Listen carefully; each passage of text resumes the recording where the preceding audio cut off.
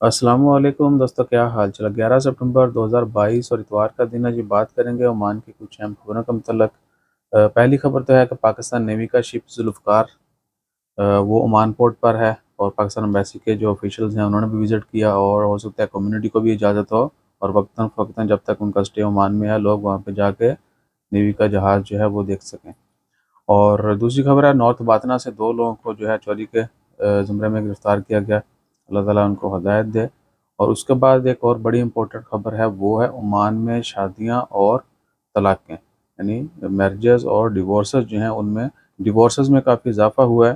2021 کی مکمل رپورٹ شائع کی گئی ہے، اس کے مطابق 39,000 میرج جو ہیں وہ رجسٹرڈ ہوئیں 2021 میں۔ 39,000 لوگوں نے شادی کی، جس میں 34,000 نیو کپل تھے، یعنی 39 میں سے 34,000 نیو کپل تھے، اور باقی جو 5,000 ہیں انہوں نے ری میرج کی ہے۔ اور 2021 میں طلاق کی شرح میں بھی کافی زیادتی تھی، وہ تھی 6,000 لوگوں کی طلاقیں بھی ہوئیں 2021 میں۔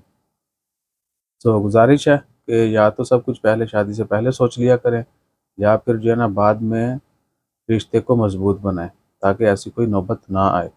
اور باقی ہماری بیگمات کو ہمیں بھی دوسری تیسری چوتھی شادی کرنے کی اجازت دینی چاہیے تاکہ بیلنس جو ہے وہ برقرار ہے۔ بہت زیادہ جگہوں پہ بہت عورتیں ایسی ہیں جن کی ایجز جو ہیں وہ بہت زیادہ ہو چکی ہیں، ڈیورس ہونے کے بعد دوسری شادی کے مسئلے مسائل، یا کسی کی خدا نخواستہ ہسبینڈ کی ڈیتھ ہو گئی، ان کو دوبارہ شادی کے مسئلے مسائل۔ تو اگر ہماری فیملیز، ہماری عورتیں، ہمارے کلچر میں یہ چیزیں تھوڑا سیٹلمنٹ ہو جائیں تو سب کچھ جو ہے وہ روٹین پہ آ سکتا ہے۔